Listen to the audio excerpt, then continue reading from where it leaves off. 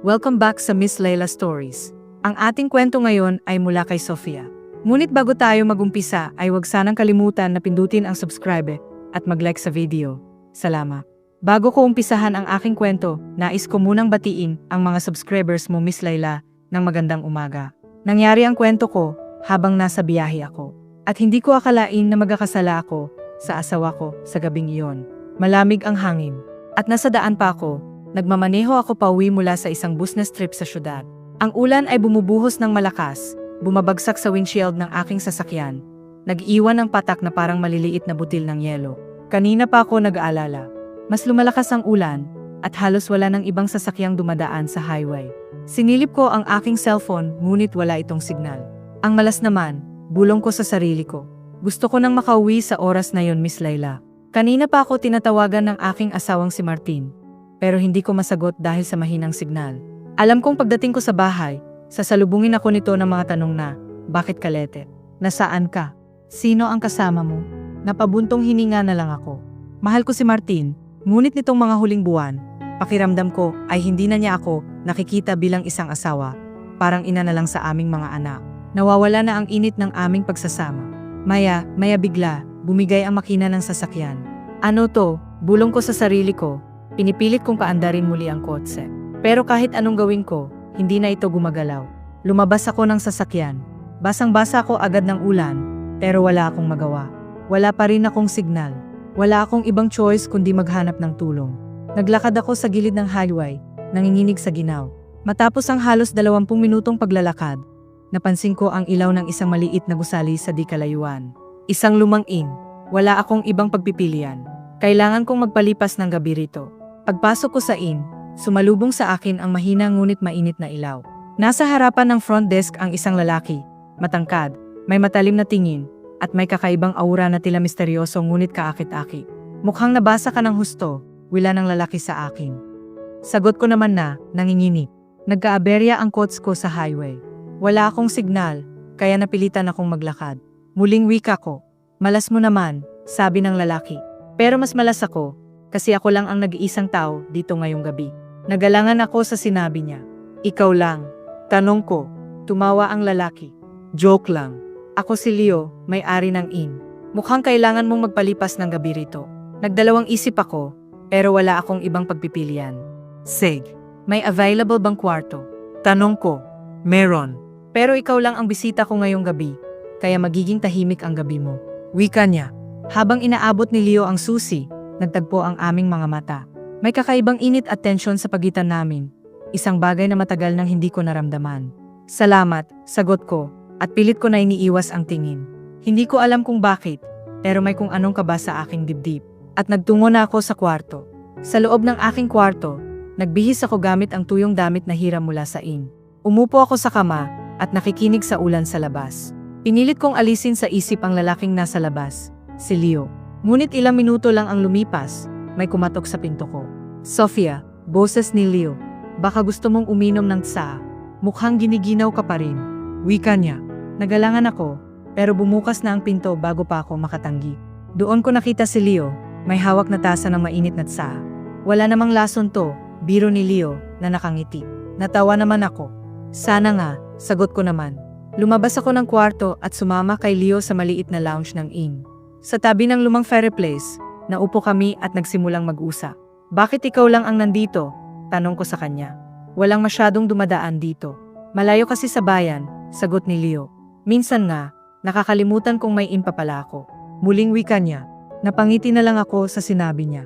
May kung anong misteryo sa boses ni Leo, parang may tinatago. Nagpatuloy ang kwentuhan namin. Lumipas ang oras, at hindi ko namamalayan na naging komportable na ako rito. Pagbalik ko sa aking kwarto ay, hindi ako makatulog. Iniisip ko na ang asawa ko. Sigurado hinihintay na ako noon. At may isang bagay pa na bumabagabag sa akin. Bakit parang hindi ko kayang alisin sa isip si Leo? Hindi ko dapat maramdaman ito. May asawa na ako. At may pamilya na. Ngunit ang totoo, matagal na akong nauuhaw sa atensyon at init ng isang lalaki. Nasa ganitong pag-iisip ako nang biglang may kumatok muli sa aking pinto. Si Leo.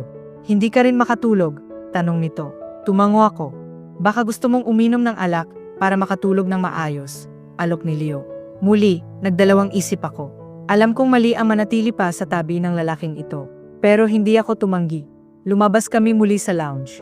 May hawak na isang bote ng alak si Leo. Nang uminom ako, naramdaman kong dahan-dahang lumuluwag ang aking katawan. Parang nawawala ang lahat ng aking iniisip. At nakailang lagay na rin siya sa baso ko sa tuwing paubos ko ito. Hanggang sa napapasarap ang aming kwentuhan. At nang lumapit si Leo, napansin niyang hindi ako umatras. Matagal ka na bang kasal? Tanong ni Leo. Habang titig na titig sa akin. Sagot ko ng mahina. Masaya ka ba? Muli niyang tanong.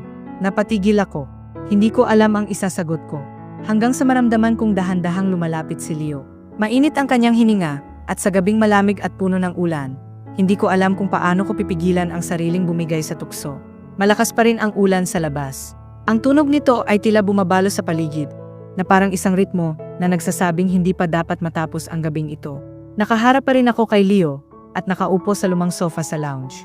Ang bote ng alak ay nasa pagitan naming dalawa at kahit hindi pa ako lasing, nararamdaman kong unti-unti nang nawawala ang ingat na palagi kong dala. Hindi mo pa sinasagot ang tanong ko, basag ni Leo sa katahimikan. Napatingin ako sa kanya. Anong tanong? Wika ko naman. Masaya ka ba sa buhay may asawa? Muling sabi niya. Napalunok ako. Hindi ko alam kung paano ko sasagutin yon. Alam ko na dapat sabihin ko ang totoo, na mahal ko ang aking asawa, pero matagal na rin kasi akong nakakaramdam ng lungkot. Pero bakit ko ito ikukwento sa isang lalaking halos kakakilala ko lang? Bakit mo tinatanong? Iniwas kong sagot. Wala lang, sagot ni Leo, at tinitingnan ako na parang may iniisip na malalim. Curious lang ako kung bakit may lungkot sa mga mata mo.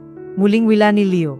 Napangiti ako sa sinabi niya, at pilit na itinatago ang kaba sa aking dibdib. Masyado ka namang observant. Wika ko. Siguro dahil matagal na akong hindi nakakakita ang isang magandang babaeng tulad mo. Wika niya. Napatigil ako sa sinabi niya, Miss Layla. May kakaibang bigat ang sinabi ni Leo, pero hindi ko ito binigyan ng kahulugan. Iniisip ko lang ba, o may ibig sabihin ang bawat titig at salita ng lalaki. Nag-inom pa kami ng kaunti. Mas naging bukas ang usapan namin. Ikinuwento ko ang tungkol sa aking 2 anak, ang pagsisikap kong balansihin ang trabaho at pamilya, at kung paano unti-unting nagbago ang relasyon namin ni Martin. Habang nagsasalita ako, napansin kong lumalapit si Leo. Hindi sa paanghayagan, kundi sa isang paraan na halos hindi ko namamalayan. Mas bumaba ang boses nito, mas naging mahigpit ang tingin niya sa akin. At nang dahan-dahang hawakan ni Leo ang aking kamay, hindi ako umatras at hindi ko rin alam kung bakit hindi ko siya pinigilan sa paghawak niya sa aking kamay. Mababang boses ni Leo ang bumalot sa akin sa oras na yon. Hindi ko alam kung dahil lang sa alak o sa init ng apoy mula sa fireplace. Pero naramdaman kong bumilis ang tibok ng puso ko. Dapat na akong bumalik sa kwarto, bulong ko, pero hindi ako tumayo. Tinitigan ako ni Leo at hindi bumibitaw ang kamay ko. Gusto mo ba? Wika niya ng pabulong. Hindi ako nakasagot, Miss Layla. Alam kong dapat na akong tumayo at dapat nang lumayo. Pero bakit hindi ko magawang alisin ang kamay ko mula sa kanya? Naglapit ang mukha namin. Walang nagsasalita. Ang natitira lang ay ang tunog ng ulan sa labas at ang tunog ng aming malalalim na paghinga. Hanggang sa biglang ipinahawak ni Leo ang kamay ko sa kanyang harapan. Dito na ako nawala sa sarili, Miss Layla, dahil damang-dama ko ito. Dahil nabiyayaan siya ng sobrang kalakihan. Hindi nga ako makapaniwala dahil malayong-malayo ito yung sa asawa ko. Hindi ako nakagalaw sa oras na yon. At nang dumampi ang labi ni Leo sa akin, hindi ako kaagad umatras. Nagtagal ang halik sa loob ng ilang segundo bago ako biglang natauhan. Mabilis kong iniwas ang mukha ko at tumayo at hinahabol ang aking hininga. Hindi dapat mangyari ito. Wika ko sa kanya dahil iniisip ko din na may asawa na ako. Tumayo rin si Leo. Sofia, alam kong may asawa ka na. Alam kong hindi ito tama. Pero, napakapit siya sa dibdib niya. Pero ano? Wika ko. Pero, gusto kitang paligayahin sa gabing ito. Wika niya. Natahimik ako sa sinabi niya, Miss Layla. Isang bahagi ng aking isipan ang nagsasabing tumakbo ako palayo. Naiwan ang lugar na ito bago mahuli ang lahat. Pero ang mas nakakagula, may bahagi rin sa akin na gustong manatili dito. Bumibigat ang hangin sa pagitan naming dalawa. Nakatayo lang ako sa harapan ni Leo. Hinahabol ang aking hininga matapos ang hindi inaasahang halik. Ang katawan ko ay puno ng tensyon, hindi lang dahil sa pagkalito, kundi dahil sa hindi maitatangging init na unti-unting bumabalot sa akin. Sofia, bulong ni Leo, dahan-dahang lumalapit muli. Alam kong dapat akong lumayo. Dapat kong itulak si Leo, at dapat kong takbuhan ang tukso bago pa mahuli ang lahat. Ngunit bakit parang hindi ko magawa? Bakit parang hinihila ako ng sarili kong katawan papalapit sa lalaking ito? Tama na, Leo. Mahinang sabi ko sa kanya. Pero kahit ako mismo ay hindi kumbinsido sa sarili kong salita. Kung gusto mo akong itigil, Sofia, gawin mo ngayon, bulong ni Leo. Tinitigan niya ako, hindi siya agresibo at hindi nagpilit. Pero may isang bagay sa titig nitong tila nagtatanong. Napapikit na lang ako, Miss Layla, nang muli niya akong halikan. Ngunit sa pagkakataong ito, ay hindi na ako umatras. Hindi ko alam kung paano nangyari. Hindi ko alam kung paano ako napunta sa ganitong sitwasyon. Ang alam ko lang, ay hindi ko ito pinigilan. Ang labi ni Leo ay mainit, mapusok ngunit may pag-aalinlangan, na tila hinihintay ang aking kasagutan. At nang ako mismo ang bumigay, nawala na ang lahat ng pumipigil sa akin. Ang aming halik ay mas lalong lumalim. Ramdam ko ang init ng katawan ni Leo, habang dahan-dahang bumaba ang halik nito sa aking lig. Isang kilabot ang dumaan sa aking katawan, isang kilabot na matagal ko nang hindi naramdaman. Bakit ganito?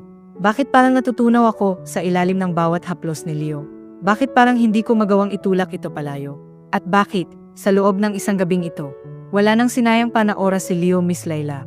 Hinila niya ako sa kanyang kwarto at kaagad niyang inumpisahan ang kanyang orasyon. Ipinadama niya sa akin ang matagal kong inaasam. At nang magumpisa na siya, ay nahirapan ako, Miss Layla. Kahit kalahati pa lang ito, dahil sa taglay niyang kalakihan. Lalo na nang isagad niya ito at nakaramdam ako ng kirot. Ngunit sa katagalan ay naging maayos din ang aking pakiramdam. At paulit-ulit ito na ginawa ni Leo hanggang magdamag na halos hindi niya ako pinatulog. Kinabukasan, nagising na lang ako sa loob ng kwarto ni Leo. Dumilat ako at ang unang sumalubong sa akin ay ang umagang unti-unting sumisilip mula sa bintana. Ang aking katawan ay pagod, ngunit hindi ko maitatanggi ang nararamdaman ko. Isang kakaibang ligaya na matagal kong hindi nadarama. Tiningnan ko ang lalaking natutulog sa tabi ko. Tahimik ang mukha nito, walang bakas ng pagsisisi. Mabilis akong bumangon, kinuha ang aking mga damit at nagmadaling nagbihis. Kailangan kong umalis. Kailangan kong makaalis bago ko tuluyang kainin ng guilt na nagsisimula ng bumalot sa akin. Pero bago pa ako makalabas ng pinto, narinig ko ang tinig ni Leo. Alis ka na agad. Wika niya. Tumigil ako, hindi ako makatingin sa lalaki. Kailangan ko nang umuwi. Sagot ko sa kanya. Tumayo si Leo. Alam mong hindi mo na mababawi ang nangyari, Sofia. Wika niya. Napalunok ako. Alam ko. Sagot ko. Babalik ka pa ba? Tanong niya. Hindi ako nakasagot, Miss Layla. Hindi ko alam ang isasagot. At iyon ang mas nakakatakot. Tumayo ako sa tabi ng kama. Pilit pinipigil ang kaba sa aking dibdib. Nakasuot na ako ng aking damit. Pero ramdam ko pa rin ang init ng gabing nagdaan. Hindi ko alam kung paano haharapin si Leo. Alam kong mali ang nangyari. Pero bakit parang isang bahagi ng sarili ko ang hindi nagsisisi? Babalik ka pa ba? Muling tanong ni Leo. Ngayon ay nakaupo na sa gilid ng kama, walang saplos sa pangitaas, at nakatingin sa akin ng direkta. Napalunok na lang ako. Hindi ako makatingin ng diretso. Hindi ko alam. Sagot ko. Lumapit si Leo, marahang hinawakan ang aking kamay. Sofia, hindi mo kailangang magpangga. Alam kong gusto mo pa. Muling wika niya. Naramdaman kong tila may humila sa aking dibdib, isang halong kaba, hiya, at isang bagay na hindi ko kayang pangalanan. Hindi ko maaaring hayaan ang sarili kong mahulog pa rito. Tama na, Leo. Inilayo ko ang kamay niya. Kailangan ko nang umuwi.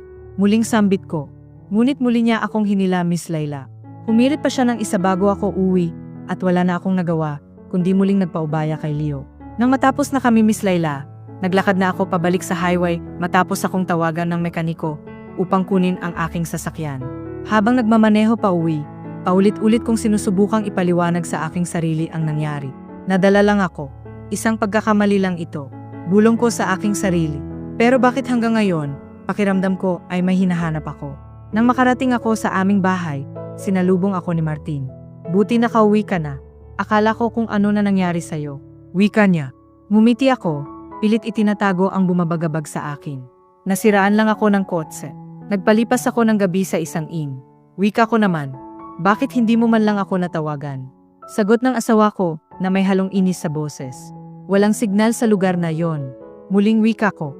Tumango si Martin at nyakap ako. At sabay sabi niya nang, "Na-miss kita." Napapikit ako, pilit ikinukubli ang bigat sa aking puso. Ako rin. Sagot ko naman. Pero ang totoo, bakit parang hindi ko maramdaman ang sinasabi ko? Lumipas ang mga araw, pero hindi nawala sa isip ko ang nangyari. Ginugulo ako ng alaala ni Leo, ang paraan ng paghawak nito sa akin, Ang init ng labi nito, ang pakiramdam ng aking katawan na bumigay sa tukso. At mas lalong gumulo ang isip ko nang makatanggap ako ng isang text message mula kay Leo. Hindi mo pa rin ako sinasagot.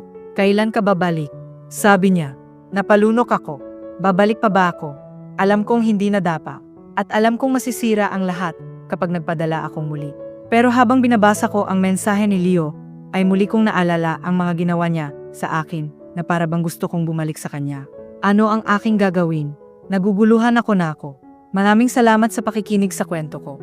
Pindutin sana ang like at mag-subscribe sa Miss Layla Stories para sa susunod pang kwento ko.